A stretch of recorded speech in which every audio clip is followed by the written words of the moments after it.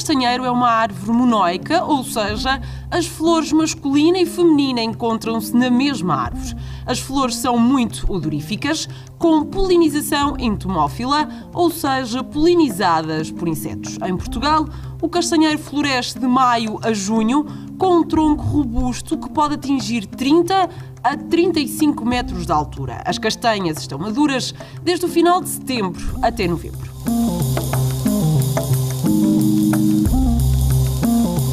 O castanheiro é uma árvore de folha caduca, sendo que é na primavera que rebentam as primeiras folhas.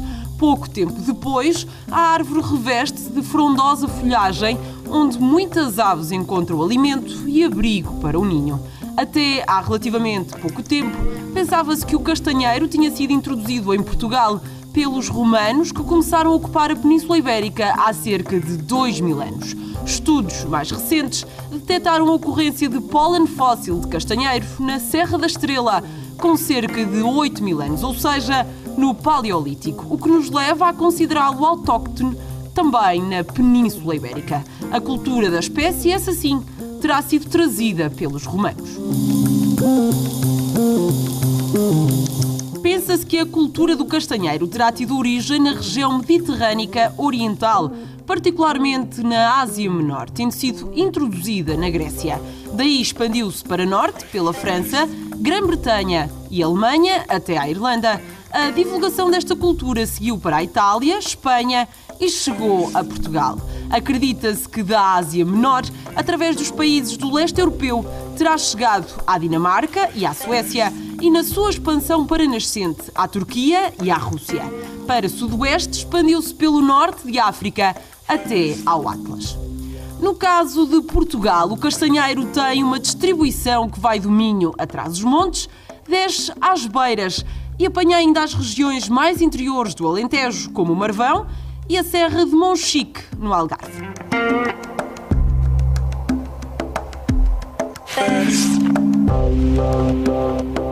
O sistema agroflorestal associa colheitas de curto prazo, como a apanha de cogumelos, castanha e culturas agrícolas, com colheitas de longo prazo, a madeira.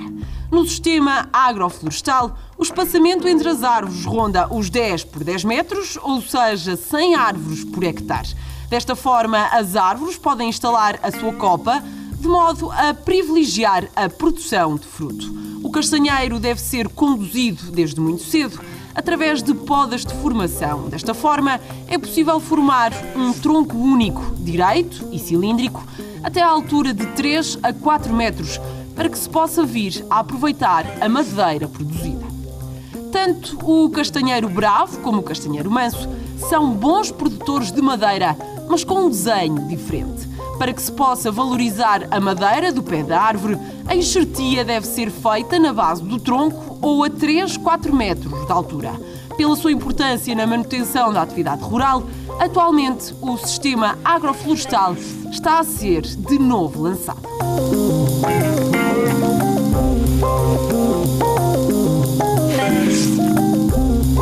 Na verdade, não existe uma distinção taxonómica entre o que se designa por castanheiro bravo e por castanheiro manso. São a mesma espécie e o seu nome científico é Castanea sativa miller. Por um lado, o castanheiro manso, ou enxertado, forma pomares para produção de fruto, sendo esses mesmos pomares designados por soltos. Por outro lado, o castanheiro bravo não é enxertado e forma povoamentos para produção de madeira, designados por castiçais. A castanha produzida é geralmente de menor dimensão e sem as qualidades do fruto do castanheiro manso. No que diz respeito ao sistema florestal, o castanheiro pode ser explorado em talhadia ou em alto fuste. A talhadia é um processo de propagação vegetativa após o corte da árvore. Com este processo, obtêm-se novos povoamentos através do aproveitamento dos rebentos surgidos na touça ou cepo após o corte da árvore. Destina-se à produção de madeira de pequenas e médias dimensões. Cada árvore cortada pode produzir 1, 2, 3 ou mais varas por touça no final do período de produção. No alto fuste, a continuidade dos povoamentos é feita diretamente pela via da semente ou por plantação a partir de plantas produzidas em viveiros. As árvores são produzidas em períodos mais longos, de 45 a 50 anos, obtendo-se troncos de maiores dimensões. Estes destinam-se à produção de madeira de elevada qualidade para as utilizações mais nobres. A madeira de castanheiro só pode ser considerada de qualidade quando o processo produtivo é devidamente acompanhado com as técnicas mais adequadas, que passam pela seleção das melhores árvores em povoamento. As árvores de futuro, como assim são chamadas, chegam a corte final mais valorizadas, após a aplicação de podas de formação do fuste. Nas primeiras idades, têm ainda desramas para limpar o tronco do excesso de ramos na base da copa e desbastos para redução da competição à sua volta. Com este processo, pretende-se obter troncos direitos e cilíndricos, sem defeitos e com dimensão adequada para os usos mais bem pagos pela indústria. Hoje em dia, o interesse dos castiçais reside não só na produção de madeira de médias a grandes dimensões, economicamente mais compensadora, mas também nos valores ambientais associados a estas áreas. A aplicação de uma gestão florestal responsável passa, pois, por privilegiar a fixação de carbono, a proteção do solo e da biodiversidade e a regularização do regime hidrológico, com vista à gestão sustentável destas áreas nos planos ecológico, económico e social.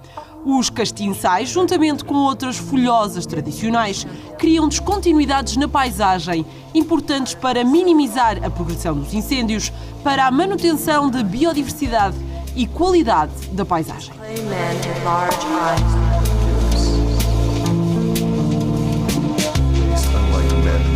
A produção de castanha tem grande importância económica, cultural e social em Trás-os-Montes.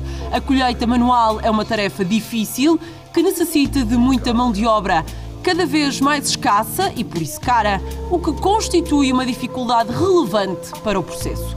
A colheita é o culminar de um ciclo de produção, na verdade, é a operação que permite obter o produto tão ansiosamente aguardado e compensador do árduo investimento realizado ao longo do ciclo. Os produtores de castanha que pretendem continuar com esta cultura e modernizar os métodos de produção procuram soluções mecanizadas para a colheita. Do equipamento disponível no mercado, destaca-se o que procede à aspiração da castanha e ouriços caídos no solo. Há modelos automotrizes que se deslocam pela área a colher. Além do operador da máquina, pode ser necessário mais um elemento para o auxiliar nesta tarefa. A castanha, depois de aspirada, é separada do ouriço, armazenada temporariamente na máquina e descarregada em contentores de transporte para o local de tratamento posterior.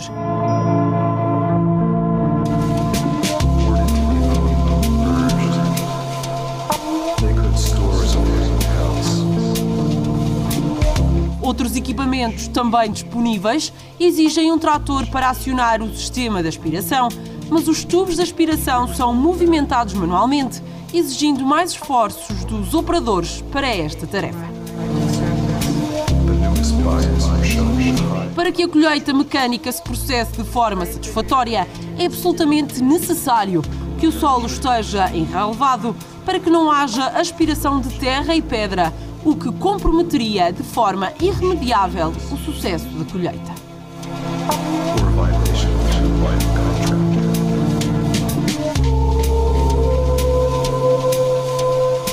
O castanheiro, a par da oliveira, da vinha e do sobreiro, marcam e individualizam a paisagem europeia, criando verdadeiros espaços civilizacionais. Luís de Camões descreveu assim a paisagem única dos castanheiros. A formosura desta fresca serra e a sombra dos verdes castanheiros, o manso caminhar destes ribeiros, de onde toda a tristeza se desterra. Já a Guerra Junqueiro, em 1894, com a sua especial capacidade de exprimir a natureza, descreveu de forma sentida e angustiante a destruição provocada pela doença da tinta do castanheiro. Ao grande castanheiro ancestral da floresta, vai chegar o derradeiro instante. 3 séculos viveu e 1 minuto lhe resta de agonia. Porque morrem os castanheiros. De facto, desde o final do século XIX que os castanheiros morrem e que é devido a uma doença que ficou conhecida por doença da tinta.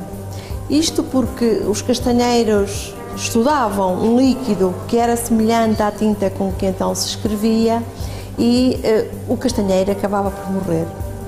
Estudos posteriores identificaram as causas desta doença e é atribuído a micro-organismos que se desenvolvem no solo, que atacam as raízes e que levam à morte do castanheiro.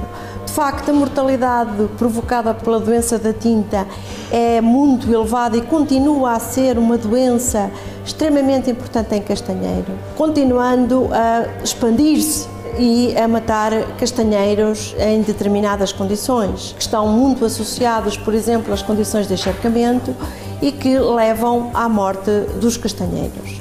De facto, combater esta doença é complicado, é difícil e não é só com os castanheiros, mas em todas as outras plantas em que estes parasitas se desenvolvem.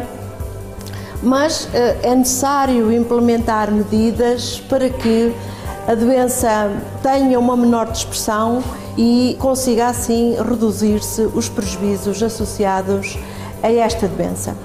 Esta doença praticamente era a única doença que existia como doença que matava, portanto, quando aparecia, matava os castanheiros, mas a partir da década de 90 foi introduzida uma nova doença letal em castanheiro e que é conhecida por cancro do castanheiro.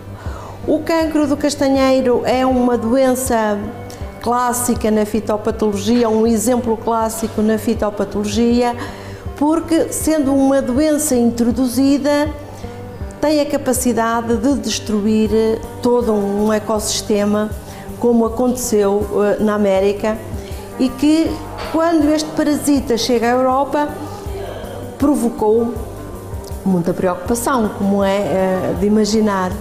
De facto, na Europa aparece na década de 40, mas a Portugal só teve desenvolvimento epidémico a partir do ano 2000 e, portanto, na viragem deste século. A doença é de difícil combate, mais uma vez, e provoca elevados prejuízos, porque mata as árvores. É uma doença que se desenvolve nos ramos e nos troncos das árvores. É uma doença que se dispersa através do ar, portanto, das correntes do ar, também levado através dos utensílios que se utilizam para realizar atividades culturais, como a poda, as enxertias, e, portanto, é uma doença que rapidamente atingiu proporções muito elevadas e, portanto, significa, neste momento, a doença com maior expansão e, portanto, extremamente difícil de combater. Não há meios de luta químicos que se possam aplicar e resolver o problema e, portanto, a necessidade urgente de se encontrar e se implementar um meio de luta biológico para resolver este problema. Este meio de luta é já aplicado nos locais onde existe castanheiro e que exige apoio técnico e científico para poder ser aplicado no campo e, no fundo, é esse o trabalho que estamos a desenvolver para também se poderem salvar os castanheiros na região transmontana. As pragas associadas à castanha assumem com alguma regularidade importância económica elevada. O bichado da castanha e o gorgulho são apontadas como as espécies que maiores estragos podem provocar. O bichado da castanha é uma das principais pragas que ataca os frutos do castanheiro em todas as zonas de produção de castanha, podendo ser considerada praga-chave. Os estragos causados traduzem-se em prejuízos quantitativos devido à queda prematura dos ouriços, que acarreta uma redução da colheita, e prejuízos qualitativos, uma vez que as castanhas perfuradas não têm valor comercial. Encontram-se referenciados valores de intensidade do ataque da praga entre 5% e 80%, conforme as situações culturais, o ano, a data de colheita e o sistema de manutenção do solo.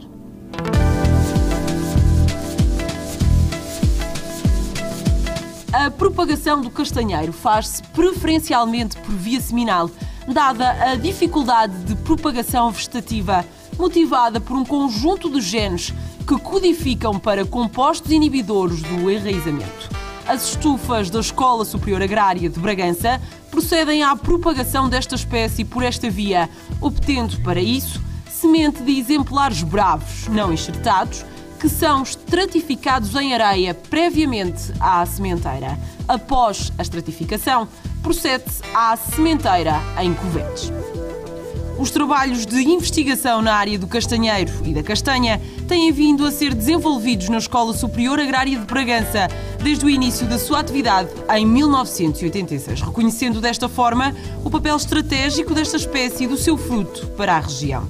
A necessidade de produzir plantas para novas plantações, respondendo às dificuldades de propagação vegetativa do castanheiro e aos problemas de doenças, levaram ao início do projeto de propagação in vitro de plantas de castanheiro, como forma de propagar exemplares adultos de características conhecidas e potencialmente resistentes às principais doenças que atacam a espécie. A micropropagação de castanheiro é uma das técnicas de propagação vegetativa que se utiliza para conseguir obter plantas com as características que se pretendem, tendo em conta árvores elite que se possam selecionar com um bom fruto ou com uma boa produção de madeira. A técnica consiste em selecionar uma árvore, fazer a recolha dos botões laterais para depois se fazer uma desinfecção prévia do material e colocá-los em cultura in vitro para multiplicação. É exatamente esse processo de micropropagação que vamos exemplificar de seguida. Em acréscimo a esta micropropagação, fazemos ainda a associação das plântulas obtidas por micropropagação com o fungo micorrízico para melhorar as condições de aclimatação das plantas no campo.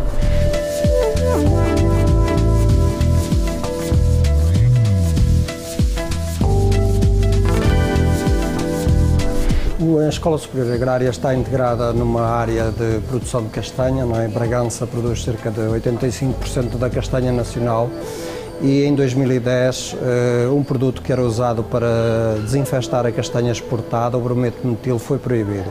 Estando nós integrados nessa área, teríamos a obrigação de encontrar umas soluções e fomos à procura de uma solução tecnológica que é a irradiação, que é já usada para desinfestar outros produtos, e testámos na castanha para verificar a viabilidade desta tecnologia.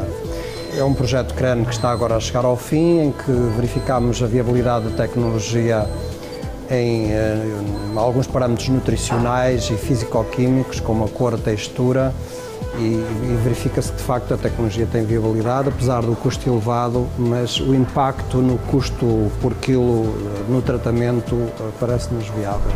A cor é um parâmetro fundamental para que um produto seja aceito pelo consumidor. Neste projeto, pretende-se verificar se as tecnologias de irradiação aplicadas alteram este parâmetro de forma significativa, avaliando a cor com um colorímetro. Nos resultados já obtidos, verifica-se que o tempo de armazenamento influencia mais a cor da castanha do que a irradiação.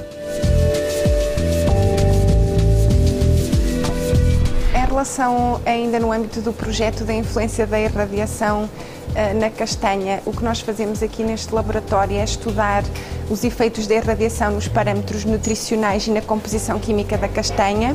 Relativamente aos parâmetros nutricionais, avaliamos a influência na sua contribuição energética e nos macronutrientes que são determinados segundo procedimentos oficiais de análise. Analisamos também diversas moléculas individuais por técnicas cromatográficas, nomeadamente açúcares, ácidos gordos, vitaminas, ácidos orgânicos e também alguns não nutrientes, nomeadamente os compostos fenólicos. E avaliamos também o efeito da radiação na atividade antioxidante, que é determinada por ensaios de captação de radicais livres, pela avaliação do seu poder redutor e também pelo efeito na inibição da peroxidação lipídica, utilizando homogeneizados de células cerebrais.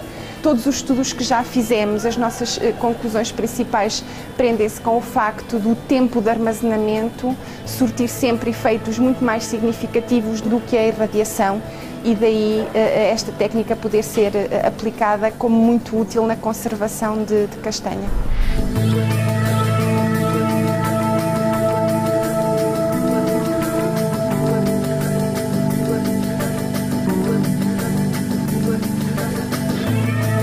Portugal é um importante produtor de castanha, contribuindo à região de Trás-os-Montes com cerca de 80% da produção nacional. Nesta região, existem empresas que se destinam à produção, transformação e exportação da castanha, sendo fundamentais para o desenvolvimento da economia. A castanha, quando vendida em fresco no mercado nacional, ao chegar à unidade de transformação, é simplesmente calibrada e armazenada sob refrigeração, até ao seu embalamento e distribuição. Contudo, cerca de 85% da produção nacional destina-se à exportação, como alguns países, especialmente os do norte da Europa, Estados Unidos da América e Canadá, exigem a aplicação de métodos de desinfestação aos produtos alimentares importados. Os industriais portugueses têm utilizado um tratamento com água quente a cerca de 50 graus Celsius para eliminar as pragas e separar as castanhas podres que são facilmente detectadas por flutuar. Após o tratamento com água quente, as castanhas são arrefecidas e secas com ar, embaladas e exportadas. Uma parte significativa da castanha é vendida já descascada e congelada. Neste processo, a castanha é introduzida numa máquina de descascar com queimadores de gás, removendo a casca.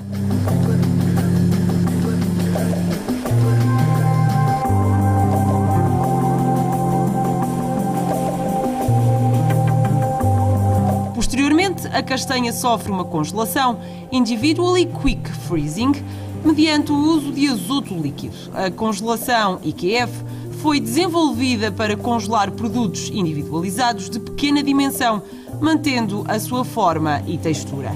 Posteriormente, as castanhas passam por um tapete onde são selecionadas por operadores, onde os frutos não conformes, isto é, queimados e partidos, são rejeitados. Posteriormente, procede-se ao seu embalamento e distribuição.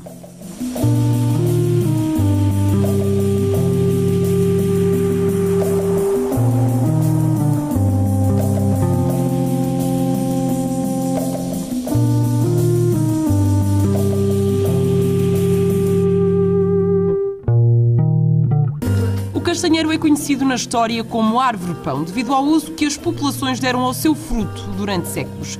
Até à chegada da batata e do milho à Europa, a castanha era a base da alimentação dos mais pobres. Contudo, atualmente, a partir da castanha, elaboram-se riquíssimos produtos. O marron glacé, feito com castanha cozida e mergulhada em calda de açúcar, é uma das mais apreciadas iguarias da doçaria francesa. Em Portugal, alguns pasteleiros e chefes de cozinha têm desenvolvido diversos produtos à base da castanha. Bolo rei, puré, bombons, ouriços e creme de castanha são apenas alguns exemplos. O pasteleiro transmontano Eurico Castro tem elevado a castanha nacional a novos e altos voos.